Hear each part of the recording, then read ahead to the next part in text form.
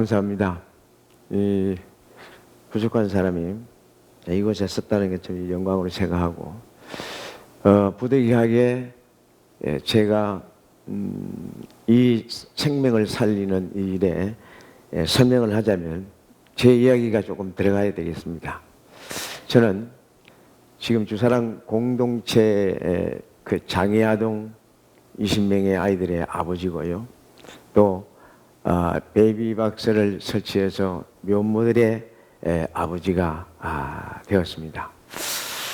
사실 제 둘째 아이가 남자아이인데 이 아이가 지금 30살입니다. 30살인데 지금 전신마비로 침대에 30년 동안 누워 있습니다. 그 아이가 처음 태어나자 4개월 만에 처음 태어날 때 얼굴 기형과 장애로 태어났지만 4개월 만에 임파선염에 감염이 되어서 이제 그 병원에서 산소가 공급이 안 됨으로 말미암아 전신마비가 되었습니다. 그 병원 생활을 한 14년 동안 병원 생활을 하면서 병원이 뭐 저희 집과 같았었죠. 1년에 거의 7, 8개월, 9개월 이렇게 병원에서 살았으니까 병원에서 이렇게 지낸 동안에 어느 할머니가 찾아옵니다. 할머니가 찾아오셔서 한 병동에 있던 할머니였었고 또 그 아이는 어려사고가 나서 병원에서 방치되었던 아이들입니다. 그 할머니는 1년에 한두 번씩 와서 그 아이를 보는데 이제 유심히 저를 살펴보았다고 그래요. 그래서 어느 날 찾아오셔서 그 할머니가 하시는 말씀입니다. 아저씨, 내 외손녀 딸이 전신마비로 아저씨 아이들과 같이 누워 있습니다. 이 아이를 보살필 사람이 없습니다. 나는 이제 병들고 늙었습니다. 이제 죽을 때가 다 되는데 이 아이를 안전하게 보호할 때를 자꾸 찾아도 찾을 수가 없는데 만약에 아저씨가 우리 외손녀 딸을 봐주면 참 좋겠고 내가 눈을 감을 수 있을 것 같다. 그런 부탁을 하셨어요. 사실은 그 부탁이 인간적으로 양심적으로 그렇게 잘 안 되는 거거든요. 큰 무거운 짐을 지고 있는데 그 위에다가 또 무거운 짐을 지어주는 그러한 계획인데 그 할머니는 그게 아랑곳 없이 와서 마지막에 말씀합니다. 아저씨, 우리 소녀딸 봐주면 내가 예수 믿겠습니다.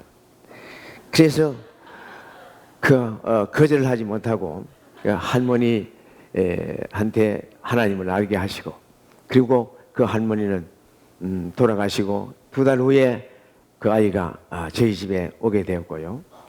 그리고 그 할머니는 그 이듬해에 정말 이렇게 소천하셨습니다. 그 아이가 오므로 말미암아 우리 주사랑 공동체가 장애인 공동체가 시작이 됐어요. 그러고 난 뒤에 그 아이를 잘 돌본다는 소문이 났던 것 같아요. 그래서 여기저기서 장애 아이들을 우리 대문 앞에 또 우리 주차장에 또 담벼락 밑에 또 혹은 공정박스 밑에 그리고 옆집 주차장에 아이들을 갖다 놨어요. 그 아이들은 거의 탯줄을 단 상태에서 핏덩어리 그대로 아이들을 갖다 놨는데 너무나 참 가슴이 아프고 너무 비참했었어요. 그러던 어느 날 바람이 부는 추운 봄날입니다. 그 봄날에 어떤 그 애기 아빠가 새벽 3시 20분에 전화가 왔어요. 죄송합니다. 미안합니다. 우리 가정에 장애아이를 태어났는데 이 아이를 도저히 키울 수가 없어서 데리고 왔습니다. 잘 부탁합니다. 그리고 전화를 끊었어요. 그리고 달려나가 보니까 대문 앞에 굴비 박스가 있었어요.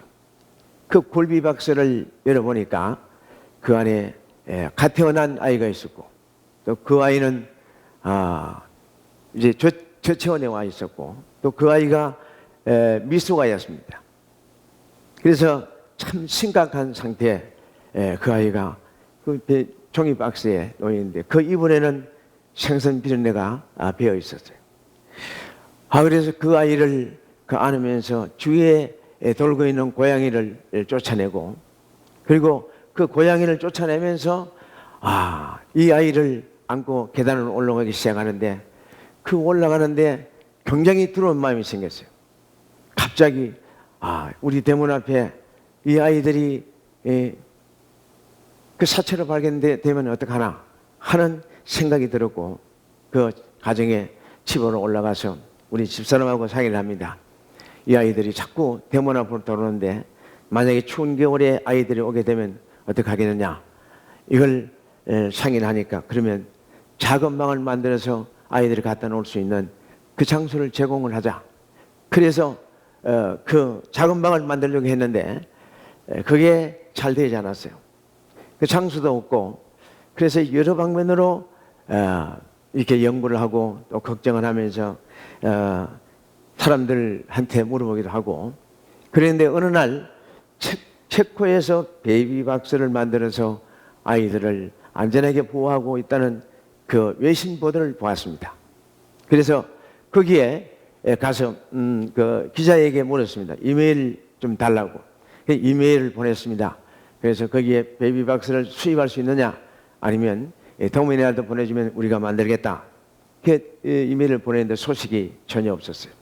그러자 이제 세계적으로 이 베이비박스를 만들어서 아이들을 살리려고 하는 몸부림치고 있는 많은 분들이 있다는 그 사실을 알게 되었고, 인터넷을 뒤지면서 연구를 했습니다. 그래서 2009년 12월 달에 베이비박스를 만들었습니다. 그래서 문을 열면 소리가 나게 되고, 또 따뜻하게 하고 공기가 순환이 될 수 있도록 했으며, 이제 그 불이 들어오면서 그 작은 카메라를 달아서 아이가 들어오면 확인이 될 수 있도록 이렇게 베이비박스를 만들었습니다. 베이비박스를 만들고 난 뒤에는 뭐 그렇게 아이들이 많이 들어오지 않았습니다. 그리고 기도하기를, 하나님, 이 땅에 유기되는 아이들이 없어지게 해주십시오. 그리고 이 베이비박스에 아이들이 들어오지 않게 해주십시오. 그리고 이 베이비박스가 아니면 정말 생명이 위험하거나 희생될 아이들만 주님이 이 문을 열고 닫아 주십시오. 그렇게 하고 주님께 맡겼습니다. 정말 안 들어올 줄 알았습니다. 그러나 3개월 후에 아이가 들어왔습니다. 탯줄을 달고 돌아왔고요. 대낮에 아이가 들어왔습니다. 굉장한 충격이었습니다. 굉장한 아픔이었습니다. 굉장한 눈물이었었어요. 그래서 그 아이를 안고 다시 한번, 그래, 내가 이 아이들을 살리는 일에 내가 목숨을 걸지 않으면 안 되겠다 하는 다시 헌신을 하게 되었고, 그래서 베이비박스를 만들어 놓고 난 뒤에 1년에 20-30명 돌아왔습니다. 그런데 베이비박스가 만들어진 그 후에 2012년 8월 달에 굉장한 변화가 일어났습니다. 왜냐하면 입양특례법이라고 하는 입양특례법이 개정되어져서 이제 시행이 되었습니다. 이 법은 이제 간단하게 이야기하면 출생신고 의무화인데요. 출생신고 의무화는 우리나라에 되어 있습니다. 일반 가정에서는 출생신고를 안 하는 어머니들이 없죠. 부모들이 없죠. 그런데 더 강력하게 강화를 시켰어요. 이게 이제 10대 미혼모들도 출생신고를 하지 않으면 안 되고, 또 외도로 태어난 아이들도 출생신고를 하라. 그리고 강간사건이라든지 건친사건, 또 불법 외국 노동자들의 아이들도 출생신고를 하라. 그런데 출생신고를 하라고 하는데 출생신고가 안 됩니다. 참 이상하지 않습니까? 이 사랑의 법을 만들어 놓고 출생신고 의무화를 만들어야 되는데 이들에 대한 사랑의 법이 없었습니다. 그래서 사실은 10대 아이가 출생신고를 해서 부양 능력이 없으니까 입양기관에 입양을 보내야 되는데 입양을 보낼 수가 없습니다. 왜? 그 입양기관에 아이를 데려가면은 미성년자이기 때문에 양부모가 이렇게 보정이 돼야 됩니다. 근데 이거는 남자는 도망가고 없는데 아버지도 찾을 수가 없는데 어떻게 애기 아빠의 부모를 모시고 가서 이렇게 입양을 시킬 수가 있겠습니까? 이거는 실행 가능성이 없는 법입니다. 그래서 이제 이 출생 신고를 할 수 없는 아이들이 베이비박스에 들어옵니다. 아까도 얘기했지만 10대 아이들은 아이들을 바로 안전하게 보호하고 집에서 들어가고 학교도 들어가야 되는 그런 형편인데 어떻게 일주일 동안 숙려기간을 가지면서 아이들을 입양을 보낼 수가 있겠습니까? 그것도 될 수가 없고요. 또 외도로 태어난 아이들은 이제 출생신고 자체가 안 됩니다. 그리고 강간 사건이나 건친 사건 출생신고할 수 없죠. 또 이제 불법 외국 노동자들 아이들 출생신고가 안 됩니다. 그래서 이 아이들이 베이비박스로 이렇게 들어오게 됐습니다. 이 베이비박스에 들어오면 이제 이 아이들이 안전하게 보호를 받습니다. 이 아이들이 안전하게 보호를 받는데 베이비박스를 통해서 이제는 아이들만 보호하는 것이 아니고 미혼모들도 하나씩 둘씩 만나기 시작했습니다. 왜냐하면 출산 우울증이라는 것은 굉장히 참 극단적인 생각을 가지고 있어요. 우리가 전화를 제일 많이 받는 것은 목사님 이 아이하고 나하고 죽으려고 약타났습니다. 이 전화가 굉장히 많습니다. 그리고 어떤 아이는 3층에서 아이를 던지고 이제 자기는 5층에서 투신자살 하려고 했던 아이, 또 어떤 아이는 아이를 죽이려고 목을 몇 번 눌렀습니다. 막 눌러서 이게 목이 시퍼렇게 멍이 들고 온 몸에도 멍이 드는 아이를 데리고 왔어요. 어떤 아이는 아이를 버렸다가 이제 그 20분 만에 가보니까 새파리 죽어가는 아이를 이제 데리고 온 아이가 있었고, 또 어떤 아이는 그 산에서 남자아이하고 같이 산에서 출산해서 이제 이 아이를 땅에 파묻을 주고 그렇게 산에서 출산했는데 그 아이가 태어나서 우는 모습을 보고 도저히 파묻을 수가 없어서 그 아이를 흙이 묻고 이렇게 낙엽이 묻어 있는 아이를 자기 교복에 싸서 공동체에 데리고 왔습니다. 이런저런 엄청난 하혈을 하면서 태어나자마자 2시간 만에 1시간 만에 아이를 데려오는 그 엄마들, 그리고 와서 공동체에 와서 바로 쓰러져서 이렇게 정신을 잃는 엄마들도 있습니다. 여러분, 주사랑 공동체는 이제 베이비박스 생명이 위험한 아이들, 유기를 할 수밖에 없는 아이들을 유기하지 말고 여기에 안전하게 갖다 놓으면 살 수가 있다라고 하는 그 생명 박스입니다. 생명을 살리는 박스입니다. 그리고 또 미혼모도 안전하게 보호할 수 있는 미혼모의 도피스입니다. 그래서 주사랑 공동체는 태아의 생명도 살리고 태어난 생명도 안전하게 보호하고 미혼모들도 안전하게 보호하는, 한간에 어떤 사람들이 그럽니다. 베이비박스는 이제 유기를 조장하는 기구다. 베이비박스가 없으면 아이를 버리지 않을 텐데 베이비박스가 있음으로 말미암아 베이비박스를 버린다. 아닙니다. 베이비박스는 이제 유기 조장하는 것을 막는 것입니다. 유기 조장하는 것은 오히려 뭐냐면 법적으로, 제도적으로, 행정적으로, 또 우리나라의 문화가 수치 문화. 그래서 이 법적으로, 제도적으로, 행정적으로 수치 문화를 통해서 아이들을 버릴 수밖에 없는 그런 상황이지, 베이비박스는 생명을 살리고 미혼모를 안전하게 보호하는 도피처라는 것을 이제 말씀드립니다. 그리고 미혼모가 왔을 때는 그냥 이제 하지 않습니다. 미혼모는 우리가 왔을 때에 그 미혼모를 칭찬하고 위로하고 또 미혼모를 치유하고 또 성교육을 하고 그리고 미혼모가 안전하게 이제 생활할 수 있도록 도와주고 또 미혼모가 아이를 품으면서 원가정에 돌아가서 아이를 키울 수 있는 그러한 상담을 해서 그들을 도와주고 있습니다. 그래서 이 아이들이 엄마 품 안에서 자랄 수 있도록 지원을 약속하고 그렇게 이야기를 하면 어떤 아이는 그러면 데려가서 키우겠습니다. 이런 지원을 해 주십시오. 기저귀, 분유, 쌀, 또 아이들 옷, 생필품, 이 전반적인 부분들을 이렇게 도와줍니다. 이 도와주는 이것이 지금 98가족을 도와주는데 지금은 59가족을 지금 도와주고 있습니다. 이것이 3년까지 도와주고 있습니다.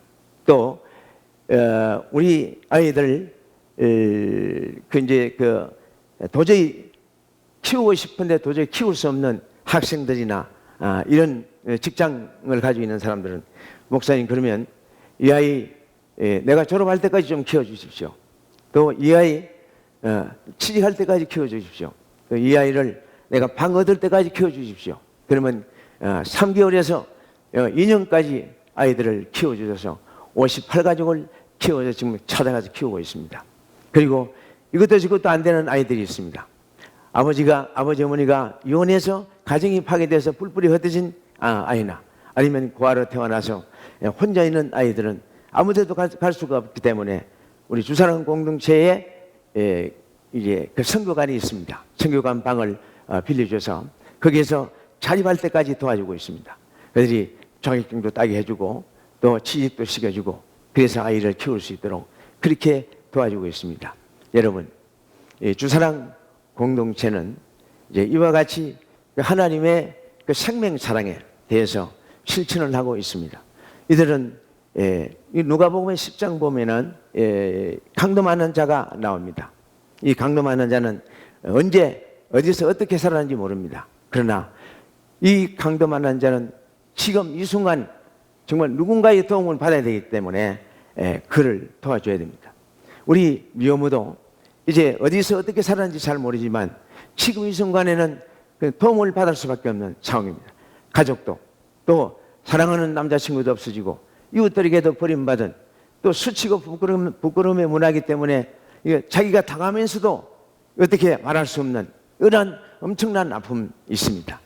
이들을 강도 만난 자들입니다. 이들을 도와줘야 됩니다. 그리고 작은 아이들 우리 또 마태복음에 보면 작은 자들에게 한 것이 나한테 했다고 주님께서 말씀합니다.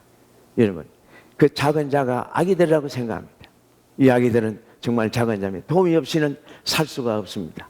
이 아이들 살리기 위해서는 우리의 절실한 도움이 필요합니다. 그래서 베이비 박스는 그 작은 자를 이제 도와 이들의 선한 이웃이 되고 있고 또 주님처럼 이 아이들을 잘 섬기고 사랑하고 보호해서 행복하게 만들고 있습니다.